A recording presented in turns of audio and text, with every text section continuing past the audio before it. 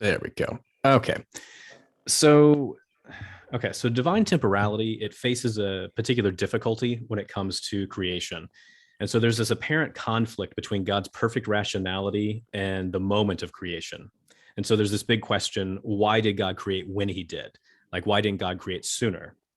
And so to address this question, I'm going to lay out some different assumptions, and then I'm going to develop the sooner objection. And from there, I'll explore some different responses to this sooner objection. So let me start with just some basic assumptions. So the first assumption, I'm going to assume that God is temporal for this argument. So God is eternal in that God exists without beginning and without end. And I take that to be an entailment from God's necessary existence. If you want to say that God is timeless or temporal, you're going to need to make a few additional claims beyond existing without beginning and without end. So if you want to say that God's temporal, for instance, you're going to have to say that God can exist with temporal location and God can undergo succession.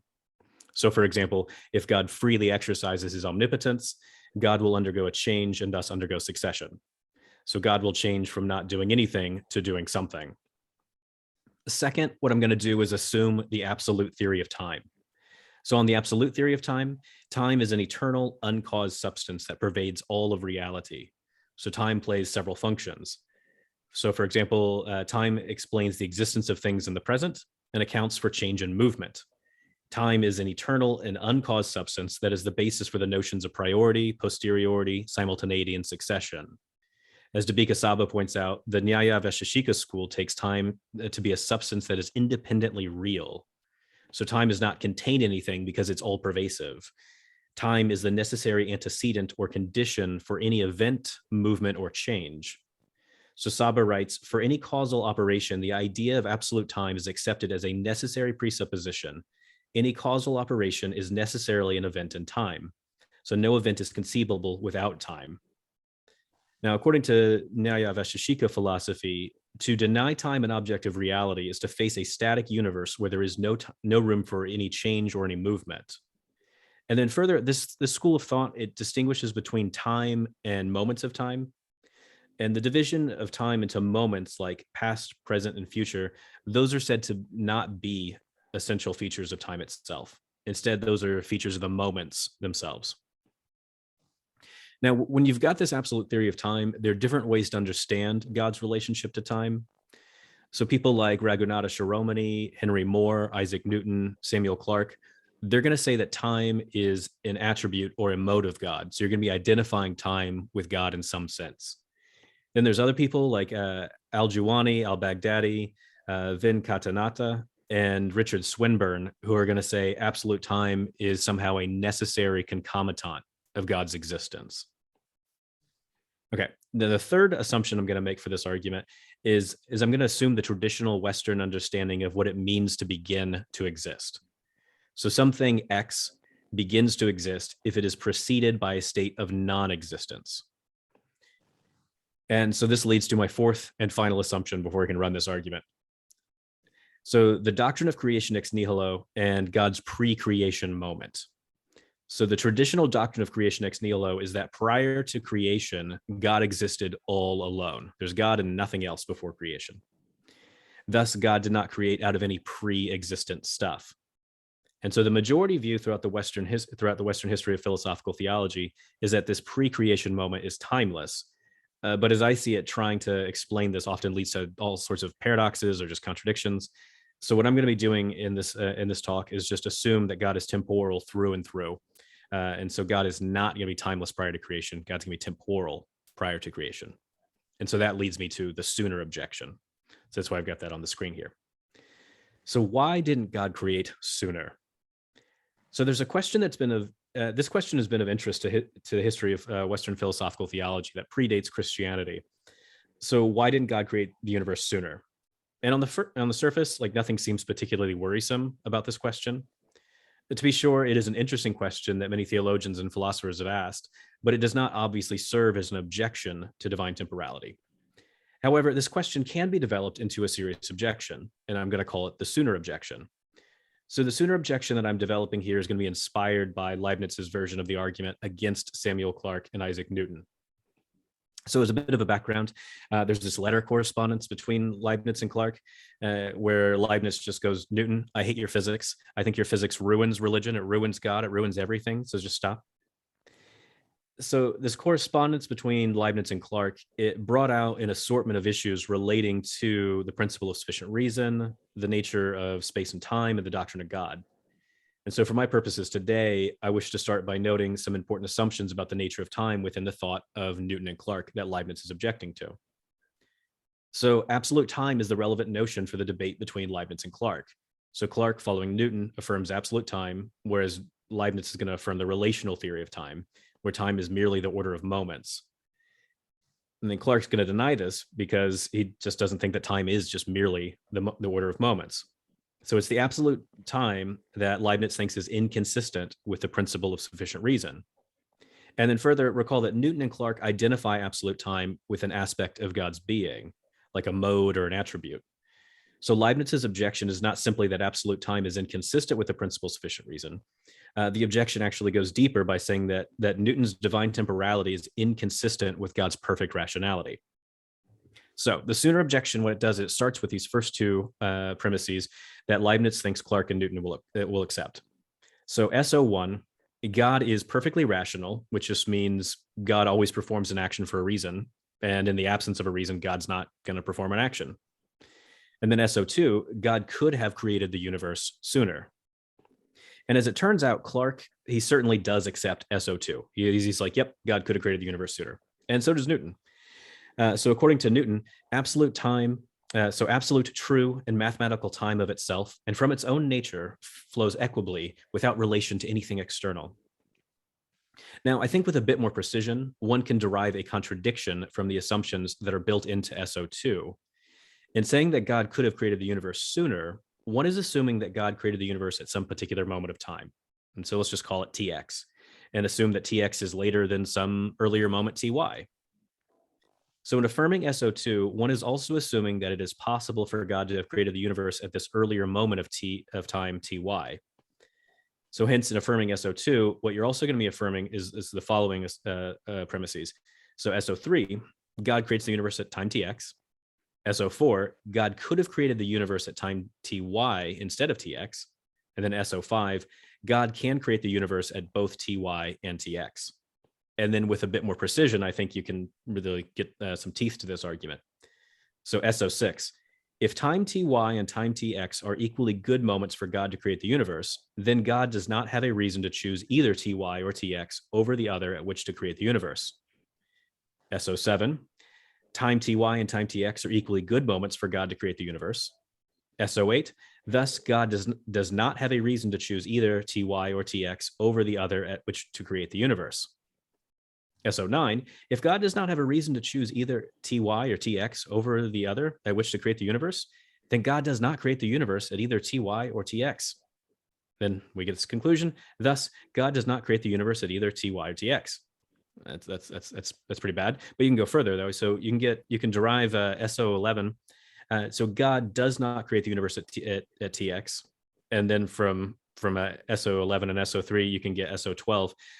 God does not create the universe at TX, and God creates the universe at TX. So you got a contradiction, and you don't want that. So the divine temporalist is going to need to reject one of the premises in this argument in order to remove this contradiction. But which one are you going to reject?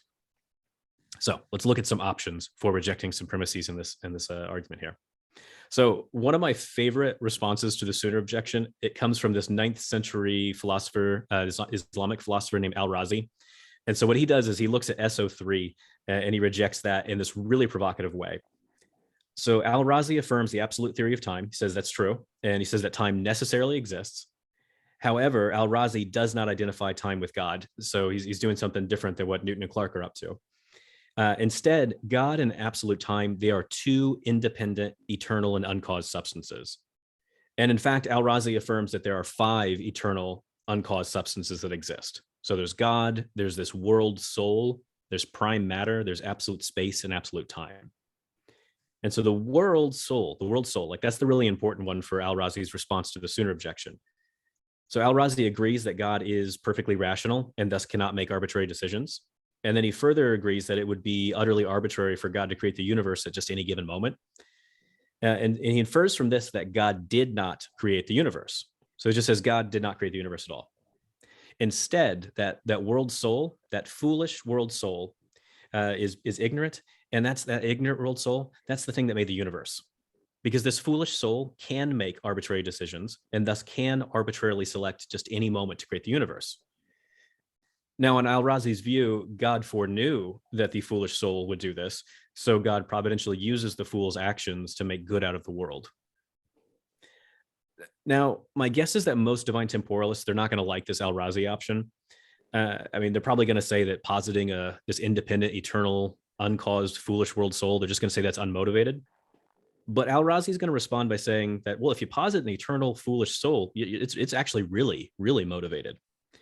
He thinks that positing a foolish soul that creates the universe has great explanatory power when it comes to developing a theodicy. So when you're trying to respond to the problem of evil, I mean, like, how else do you explain all of the evil and suffering that we see in the world? I mean, could a universe like this really be the product of a perfectly good and rational God?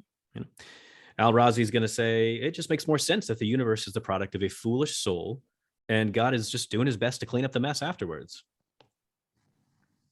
Personally, I still think this is unmotivated, even though I really find it wildly entertaining.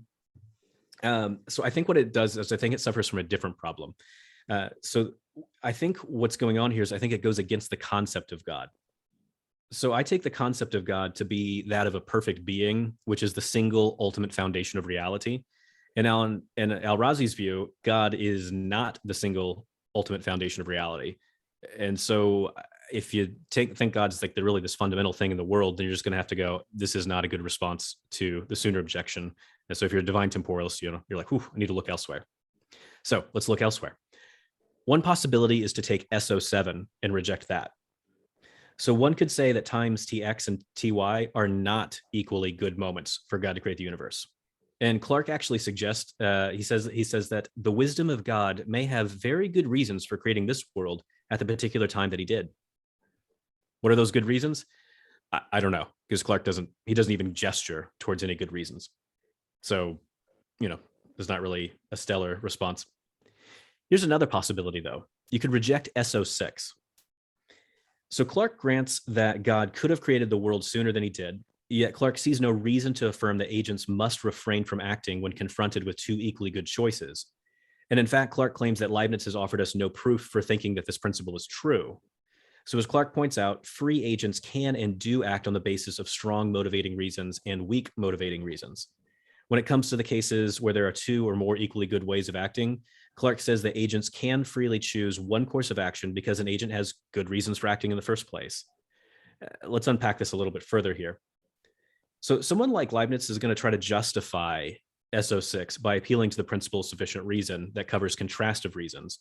But someone like Clark will just reject that the principle of sufficient reason must cover contrastive reasons. A contrastive explanation is one that refers to the specific alternative possibilities available. So for example, why choose A instead of B? A contrastive reason will be one's reasons for choosing A instead of B.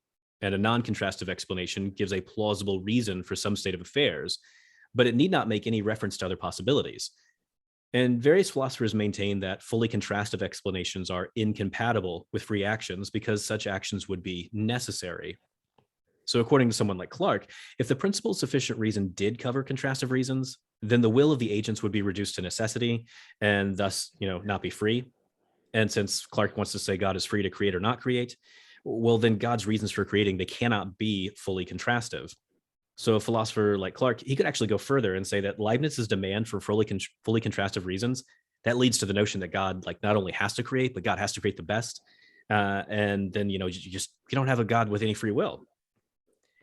So I think you can go a little bit further. So Nicholas Wolterstorff, he seems to be taking a similar strategy to Clark here. So when confronted with the question, why didn't God create sooner? Wolterstorff says that he's just unimpressed by this sort of argument. He sees nothing that conflicts with rationality in most cases if one does not have a reason for performing an action at one precise moment instead of another. And so here's what Wolterstorff says. Here's a quote. He says, at a certain moment, I decide to get out of bed in the morning. No doubt I have a reason for deciding to get out of bed. But do I have a reason for deciding to get out at just that moment rather than an earlier or later? Or if at 6:15 I decide to get out at precisely 6:26, do I have a reason for making the decision at 6:15 rather than earlier or later? So far as I can tell, I have no such reason. At a certain moment, I just decide to get up. You ask me why not a second earlier or a second later? I have no reason.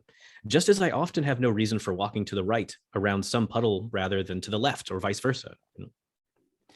So Walterstorff, he thinks he thinks he's just perfectly rational for acting in this way without contrastive reasons.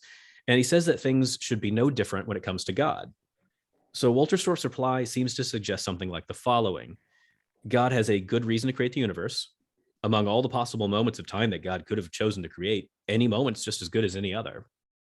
God already has good reason to create and many equally good moments to create. And it shouldn't really matter at which moment of time God chooses because they're all equally good. So is this irrational? Well, someone like Walterstorff or Clark, they're going to say, no, it's not irrational.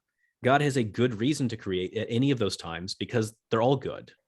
Rationality need not demand a reason to pick one good moment or over like another equally good moment.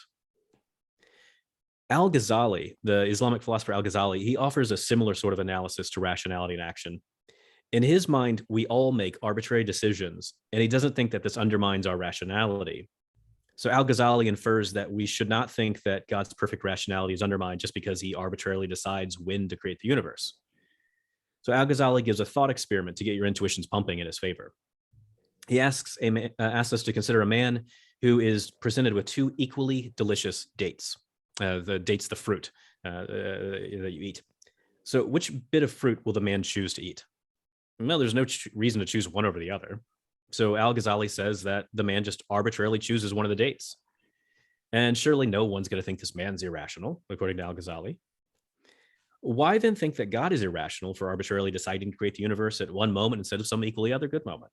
Perhaps there's nothing here to undermine God's rationality in this case, at least according to Al-Ghazali. Is that a decent reply to the Sooner objection? Averroes does not think that this is a good reply to the Sooner objection because he thinks that perfect rationality rules out arbitrary decisions. And then furthermore, Averroes thinks that Al-Ghazali's analysis of the dates case, he thinks it's just all wrong. Like this just doesn't make any sense. So according to Averroes, when the man chooses one date over the other, he is not acting arbitrarily. Averroes maintains that when one is in a Buridan's ass-like situation, one's choices are not really between two equally delicious dates. When you're in that sort of situation, one's choice is really about eating or not eating, or about having a desire fulfilled or go unfulfilled. So the man chooses to eat one of the dates because if he doesn't choose one of them, his desire for a date is going to go unfulfilled. And so Sam Liebens, he actually offers a very similar analysis of rationality. So as he explains, a perfectly rational agent does not do something for no good reason unless there is a good reason motivating the agent to do something for no good reason. So Buridan's ass should not do a dance if it doesn't want to, and if it has no other good reason to do so. But it should arbitrarily choose one stack of hay over the other, since it should try to avoid starvation. So that's Sam. So I gather the idea is supposed to be something like this. So God cannot perform an utterly arbitrary act or an act for no good reason whatsoever. God can, however, perform a nested arbitrary act. And so this is a seemingly arbitrary act that is nested within an overarching course of actions. And that overarching course of actions is motivated by good reasons. So the good reasons that motivate the overarching course of actions can motivate the need to perform an arbitrary act in order to prevent the frustration of the overarching course of actions just, falling apart. So what this means is that a nested arbitrary act is really an act that an agent has some reason to perform. So let me give you an example of this. So say that God has a good reason to create a universe. Perhaps God wants to bring about the value of creator-creature friendships, or something like that. God thus has good reason to create the universe in which this value is realized. Yet imagine that God is presented with two equally best universes that will realize this value. It would seem that God must make an arbitrary choice between these two universes. But the choice is not utterly arbitrary. An utterly arbitrary act is odious. Instead, the choice is nested within a rational course of actions. If God doesn't make an arbitrary choice over these two universes, his entire plan will be prevented from even getting started. The failure to just arbitrarily pick one of these two universes would be a failure of rationality because God would be acting against his motivating reason for creating in the first place. In the case of the two universes, God's choice really becomes either arbitrarily choose one universe or like frustrate your entire rational plan. So thus God has good reason to just arbitrarily choose one of the universes. And so when it comes to the sooner objection, divine temporalists might just say that God has good reason to arbitrarily pick one moment of time instead of any other. God's action in this case is a nested arbitrary action. And so all of the moments are equally good for creation, and God has a good reason in general to create. And if God does not just choose one of those moments, his entire rational plan will just be frustrated. So God has a good reason to arbitrarily choose one of those moments, in which case the act is not utterly arbitrary, but is instead nested in an overall rational course of actions. And so given this, you can reject SO6 as failing to grasp this more nuanced understanding of rational action. So contrary to SO6, God does have good reason to pick one moment of time over the other for creating the universe. But let me explore one final way, and this is a really weird way for a temporalist to respond to this. So I think the temporalist has one other option to consider. She can deny SO2. She can deny that what God could have created, or she could just basically say God cannot create the universe sooner. She can say that prior to creation, there's only one moment of time. This moment of time never began to exist. And so the Islamic philosopher Al-Juwani says that time depends on existence. Since God eternally exists, time eternally exists. God existed alone before the creation of the universe. God's pre-creation moment is just a single moment that never began to exist. And so once God creates a universe, God passes through a successive sequence of moments. Now, let me unpack this a little bit further here. So first, this pre-creation moment is going to be a temporal moment on this view. It is a way that things are, but could be subsequently otherwise, because that's what this view is going to say a moment is. A moment is just a way things are, but could be subsequently otherwise. So there's a way things are, God just existing all alone. Things could be subsequently otherwise, because God could freely exercise his power to bring about the existence of the universe. And then second, this moment did not begin to exist because it is not preceded by non-existence. There's just the necessarily existent God all alone. And then third, the temporalists can say that all efficient causes are temporally prior to their effects. So given this principle, God could not have created the universe any sooner. At the pre-creation moment, any effect that God might causally bring about will have to occur at subsequent moments. So the second moment of time is the earliest possible candidate moment for the universe's existence. Now, you might complain, though, that there's something a bit fishy about this pre-creation moment. You might want to inquire how long this moment has lasted in order to push the sooner objection again. Perhaps you might ask how much time has passed during this pre-creation moment in order to establish that God could have created the universe sooner. Well, a divine temporalist can say that this is just a mistake because there is no definite amount of time that has passed prior to the moment of creation. Amounts of time only apply to a successive series of moments, but the pre-creation moment is just a single moment. This seems to sufficiently answer the sooner objection. However, thinkers like Newton and Clark, they're not going to be pleased because this answer involves denying pure absolute duration, which is the claim that time essentially flows. I reply that denying that this is a problem. The denial that time essentially flows can be done by following the distinction between time and moments of time. In several places, Clark kind of gestures towards this distinction, but he doesn't develop it. And so what I suggest is that the divine temporalists just develop the distinction and then reject the notion that time essentially flows.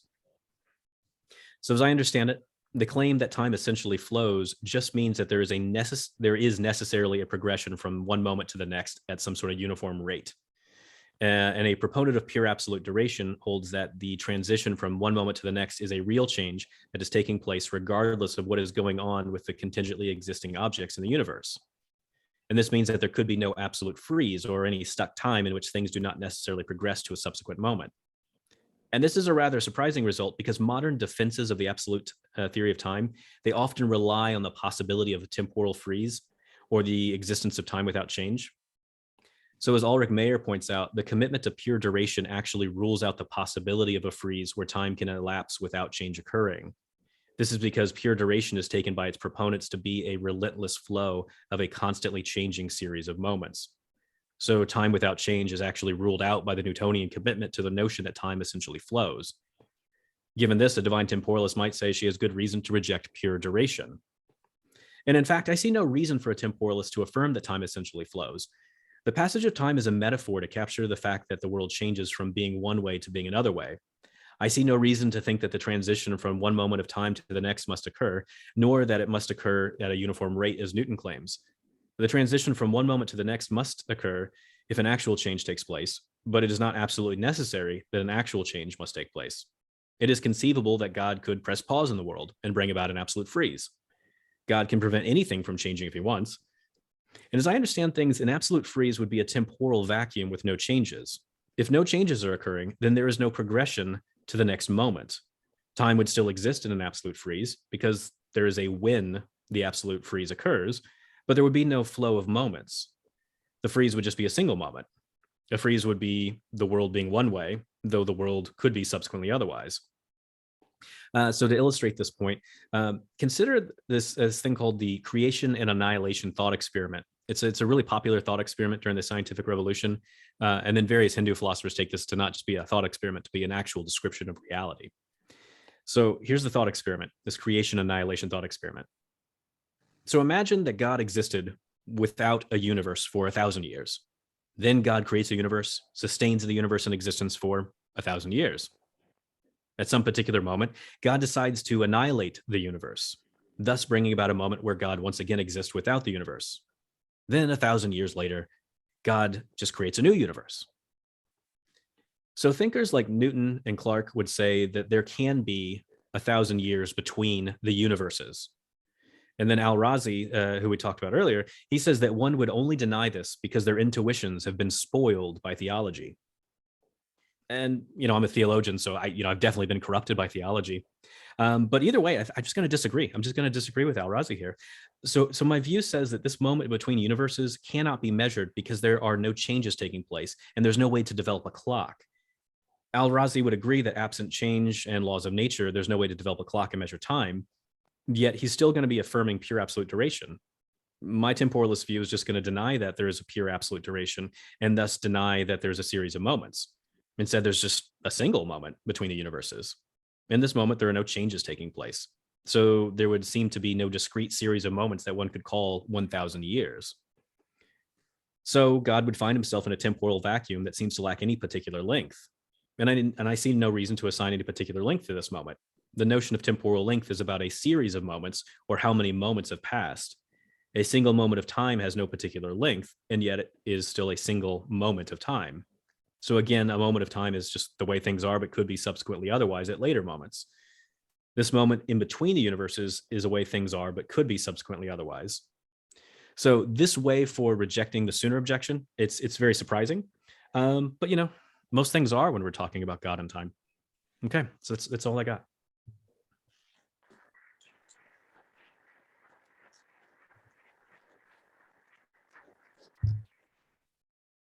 Ryan, that was excellent.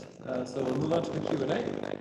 And if you are following online, please just raise your hand or put a comment in the comment box. And otherwise, we'll take comments from the audience. So comments or questions? Naomi, you end up. Yeah, is that okay? Sorry. We're going to bring people to you, Ryan, so almost. Sorry, I think there were better responses to the argument on the table than this, including yours, but I was just wondering, is there a major problem with the idea that God just spent some time deciding whether he wanted to create a world and how he wanted it to be? Is there, I don't know, up until time X, he didn't know whether he wanted the world to be one way or another, and then he decided, and then as soon as he decided, he made the world. So the times aren't equally good, so on and so forth. I'm not a theologian, so I don't know if there's just a problem with the idea of God being deliberative like that, but yeah. I'm going to repeat these back because the sound quality is really terrible, so I'm not sure I'm following it. So would it be a big deal if God was like, what do I want to do? Oh gosh, I don't know. And it takes a while to figure it out. Is that right? Yeah. Okay. Yeah. Personally, I don't have a big problem with this. But historically, most theologians really don't like it because they think that if God's omniscient and he's perfectly rational, he's not going to deliberate. He's just going to know immediately what he should do. But they say that, but then they take it all back when they start developing their doctrine of providence. So I'll focus mainly on what people who affirm divine timelessness say, because I think you see them doing both things, going, no, he's not deliberating at all, but he's totally deliberating. So here's what they do. They'll say there are not temporal moments in the life of God because God's timeless. You can't have any temporal moments in the life of God. But there are these logical moments in the life of God. And they look exactly like temporal moments, but they're not. They're successively ordered, but they're not temporally successively ordered because God's timeless, you know. And so you're like, okay, you've already done a bunch of fishy stuff. But here's what they say. So they'll say at the first logical moment, God does not know the future because he hasn't even decided if he's going to create or not create. He's like, I don't know what I'm going to do. The future is completely open. It hasn't been determined yet. I don't know what I'm going to do. At the next moment, or the next series of moments, depending on what you want to do, then God makes a decision, and from there, God knows what's going to happen in the future. So even though they'll go, there's no deliberation, you'll see these really explicit statements. Then they start developing these accounts of providence that build in an actual series of deliberations. And so I'm like, hang on, seems like you should be okay with deliberation if you're doing this.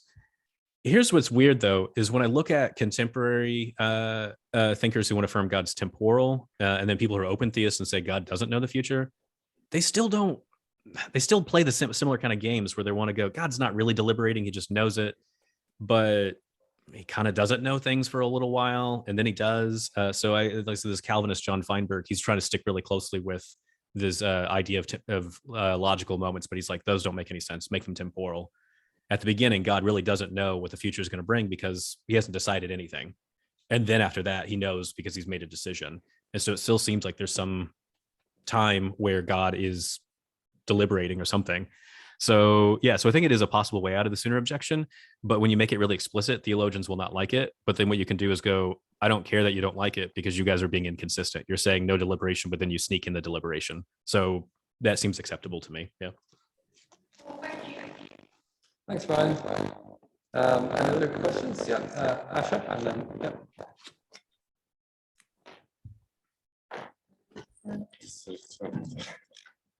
Hey. Thank you for that great talk.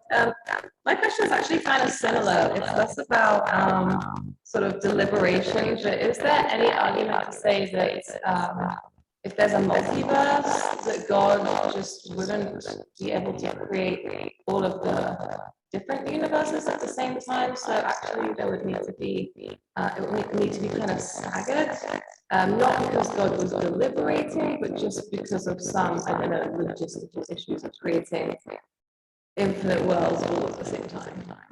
Yeah, no, I like this. I've not seen a lot of people develop this in interesting ways, but I like the suggestion.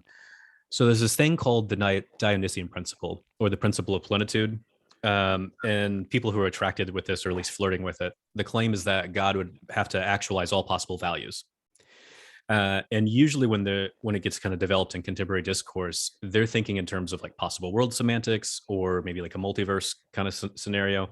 And they're thinking that if God's going to satisfy this principle, he would just somehow still be able to do it all at once. And so he would just create a whole multiverse and you got all the universes simultaneously existing. I think this is a bit odd. So if you are really committed to this idea that before God decides, then there's just the future is completely open, and then God makes some kind of decision, it might be the case that you should stop thinking in terms of these possible world semantics. Instead, start thinking in terms of different possible timelines and what you can bring about at different points. So if you're trying to bring about a bunch of different possible goods, certain goods you just cannot get all at once. Certain goods, like the good of a parent-child relationship, well, the parents kind of have to come first, and then the children come later. Well, you can't get all of that at once. You're going to have to do things in a certain order. And so what it seems like you'd have to do in that case then is you could talk about God creating successive universes. And I do know a bunch of theologians who are interested in that, but I haven't seen them flesh it out this way. So Thomas J. Ord, he's a contemporary panentheist, and he wants to say God is just eternally creating a successive series of universes. Ibn Taymiyyah is this medieval Islamic philosopher, and he does something similar. So he says every particular universe begins to exist. It goes for a while, and then God creates another one, and then another one, and then another one. And a lot of Hindu philosophy kind of goes similar. There's always this successive order of universes. So what you could say then is something like this. There's a bunch of really cool things, a lot of goods God would like to realize. Can't get them all at once. No big deal. I've got all the time in the world. I'm God. I'm eternal. I'll create one universe, get a bunch of goods. Then I'll create another universe after that to get a bunch of other goods. And maybe they could keep building on top of each other to get like multiplying goods. These seem like open options to explore in my mind. Thanks, Ryan. Great. Any further questions or comments? Yes.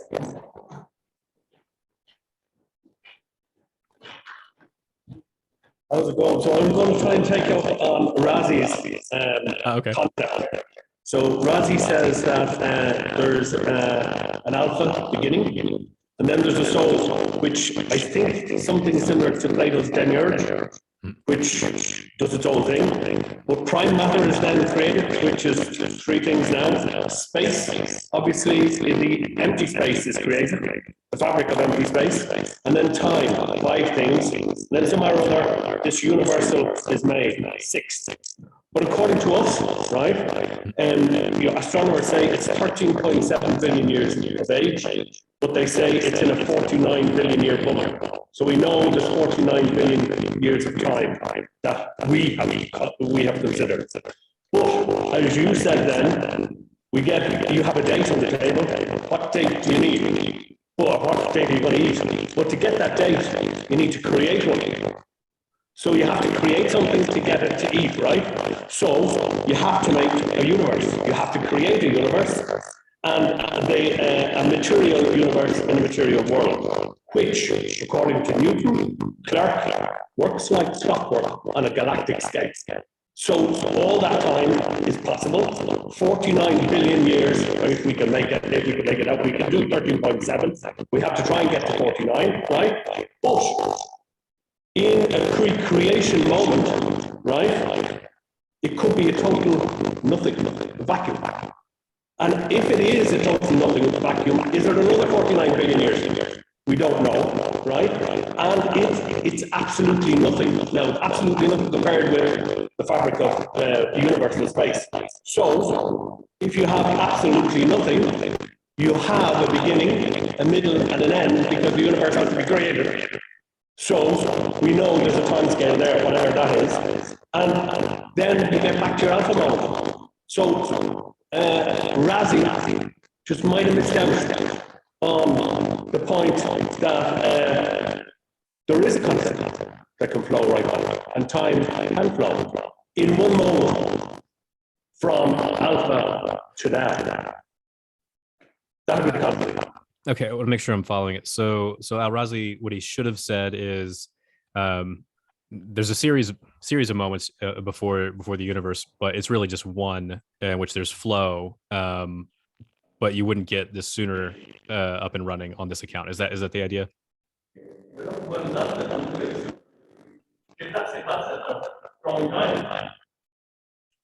I'm sorry, I can't hear that. Yeah. Do you want to? I think that's the concept. That's the difference in the concept of that's one possible way that we can get to this role. Yeah. Okay. I think that's an interesting move. I just know that Al-Razi won't like it because he has these statements where he looks at something similar to that, and that's when he says the only reason you would think that is if you've been corrupted by theology. So I just think it's funny. But yeah, that's his response is just like, no, you're just being spoiled by theology. But if you could persuade him, then yeah, I guess I go for it. Yeah. Okay, thanks, Ryan. Mike. Yep. Hi, Ryan. Good to see you. Hey. This isn't particularly well thought out, so apologies in advance for that. But I guess the central thing I'm wondering about is the proposal you gave at the end. I felt like you wanted to sort of tease apart passage of time and change, so that maybe sometimes you can have just a single moment because there's no change happening. But that doesn't have to happen. Sometimes you could have multiple moments, even though things weren't changing. Am I getting that right, or did you want to tie them together so closely that you can't have the passage of time without? Oh, okay, that's good. Yeah, so I don't think I explained it very well then because I was cutting too much. So here's the idea. So if you affirm pure duration, time's just going to go no matter what. So God could press freeze on the physical universe, and the moments would keep going, and then you could do like a Schumacher style argument to say, oh well, here's the amount of time that's passed. What I'm trying to do is say, if you push like freeze on absolutely everything, well, there's no amount of time that's passing. It would just be a single moment. So a moment is the way things are, but could be subsequently otherwise. If a change occurs, change is always over a series of moments. So a change occurs, that means there's a new subsequent moment. So if God presses pause on the entire universe, well, then there's no subsequent moments because there's no changes or anything taking place. That's how I'm trying to see it. Sure, no, good. So just a couple of kind of comments on that in positive, I think. One is that seems to be so, I think you might need to be committed to that in order to avoid a different version of SA2, where the question is, could God have created the world later rather than sooner? And so I think it is important that you tie together those things really closely. Okay. So that sounds positive. The other thing is, I also wonder whether something like the principle of the identity of discernables might be the sort of things in your general art, sort of thing you're saying. And that also might explain some of the stuff that's going on underneath the Leibniz's dispute of art, where there's actually metaphysical dispute rather than just an epistemological one here about what it would be for the world to be created sooner or later. And I wonder whether kind of exploring that angle might give some helpful kind of ballast to the type of argument that you're developing to deny SA2. No, that's good. Actually, this is part of a larger book manuscript, and I cut all of that material out where I look at the identity of moments and all that kind of stuff. To go, Clark's initial response doesn't help at all because you still have these other kind of problems. And then I look at Brian Leftow's stuff on preferences and go, that doesn't help either. So yeah, so you're on the right track. Yeah, so I do develop it more elsewhere. Yeah. Thanks, that was really interesting. Thank you. Yeah. I'm going to, Aaron, do you mind if I jump in very quickly? We have time. Hi, Ryan, how are you? Good. You can see my shirt color. The owl is supposed to look at my face. Maybe it's my vocal cords. So good that it's just, I don't, anyway. So I had a similar thought to Martin, and I think there's I was troubled by one thing you said, but not because I think it's not because I think you think anything wrong, but because I think it's unduly concessive in some ways. So I think you can by focusing just on your notion of times and on the question of whether there are temporary truths.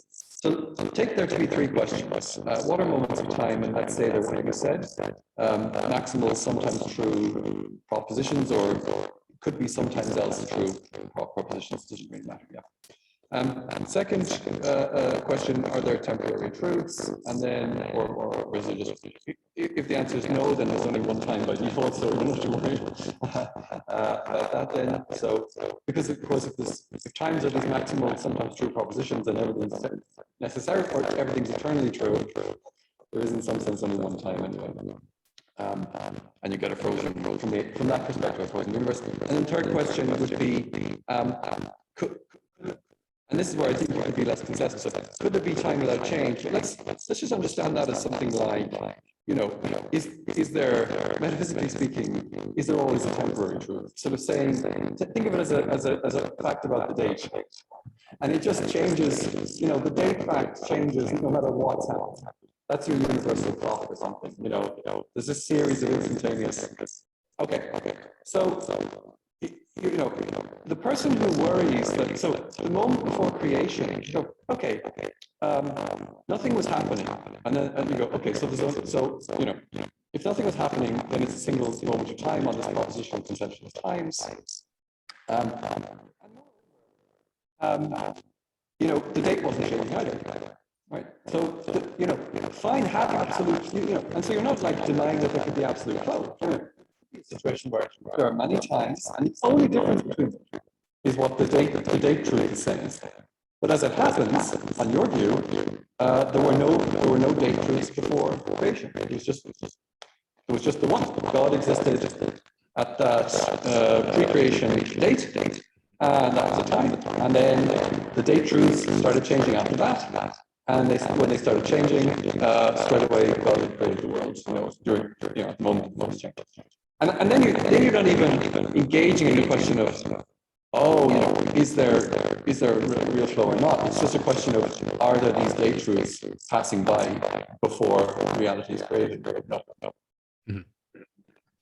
Okay, so this would be a way to basically sidestep a lot of the problems in the argument. Just go, this is even easier response. Is that kind of what you're thinking? Yeah, I think like maybe non-consensus, where it's the same response, but you don't have to engage with the person who very much who worries about could there have been some kind of flow in that first moment. It's just not a question on your radar, because all that comes to for you is, are the temporary date truths changing prior to creation? Your answer is no. Yeah, I think that's right. That's what I do in a previously published paper. Is I just get straight to the point. Go with this. When I'm doing the book manuscript, is going. Will someone like Newton and Clark really be happy, or Al-Razi? And they're going to be like, no, you've just given up what absolute time is, because absolute time necessarily is flow. And then they look at all these arguments about the flow of time and arguments for absolute theory, and I'm like, there's something weird going on here. What absolute theory time really needs in order to develop these things is exactly what you're describing, at least is how I see it. So part of it, this is for historical curiosities and interest, and then also for other people who are going to be like, now hang on, Ryan, you promised me, I'm like, well, okay, fine, let me consider some more stuff. Yeah. Whereas my preferred solution is like, just go straight to the point. But yeah. Yeah. Cool. Thanks, Ryan. All right. Yeah, hey, Ryan. Hey. We'll talk. Interesting stuff. I think there's some space between like the absolute theory and the sort of relationist theory, where time is chopped up as fine-grained as actual change. So another view that you might have is that we need time to be as fine-grained as possible change. And there are arguments for this independently, so we need to go for absolute duration. I think even if we have time as fine-grained as maybe possible change, we have an argument for moments in God's pre-creative life, and then the question comes back. So basically, it's just if we've got this moment where God has powers, and the very first moment is the first moment where there is the first moment of creation, the moment of actual change.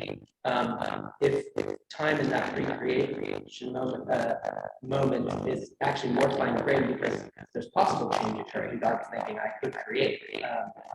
This could be the first moment of created time, or maybe I choose to create in the second possible moment of created time. Like, why prefer the first? And I think the problem gets up and running if you take this non-absolutist but more fine-grained notion of time. So if you have any reason to rule out that notion, that idea of time being as fine-grained as possible change rather than just an actual.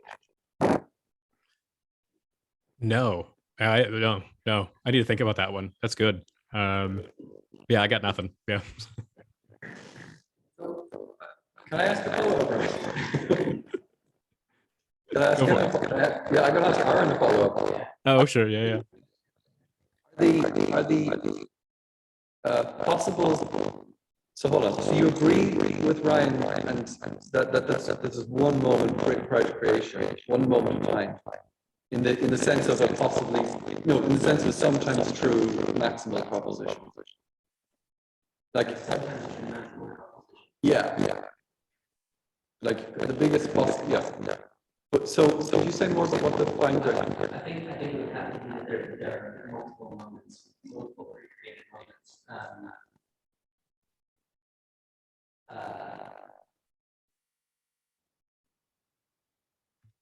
So you would be rejecting that particular view at moments of time. Is that right? Yeah, I mean, think about that.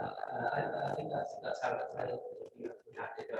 I mean, I'm thinking in the context of like four-dimensionalism. And it makes it up between like Cypher and Hollywood, how great time is. And Hollywood, there's this dispute, and Hollywood makes the point that what we need is actually time to be spines as potential change for objects of justice through those times. So I wasn't thinking about what propositions are expressible. Yeah. Just thinking about this other day, we could apply that time. Yeah. That would have to be rejected. Otherwise, it faces objection. Yeah, that's good. And there, I mean, there are really serious objections to the view of times as propositions. So that we were talking about. So, for example, one weird consequence that would push towards what you're saying and away from the times as propositions is that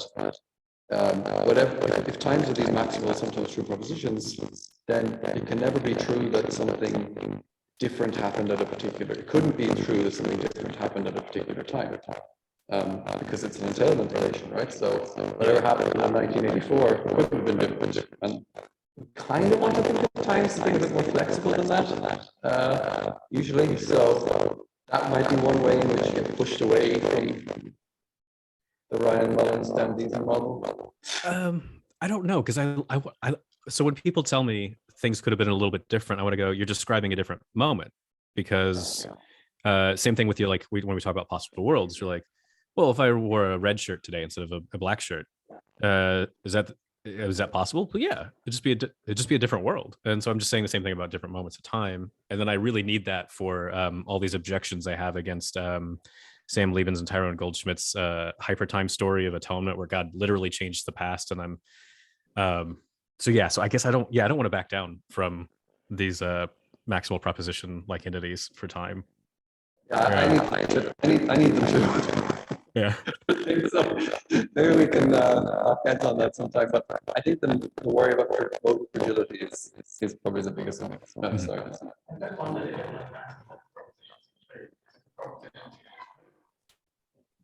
And there will be Yeah. but if that's true, you're not going to know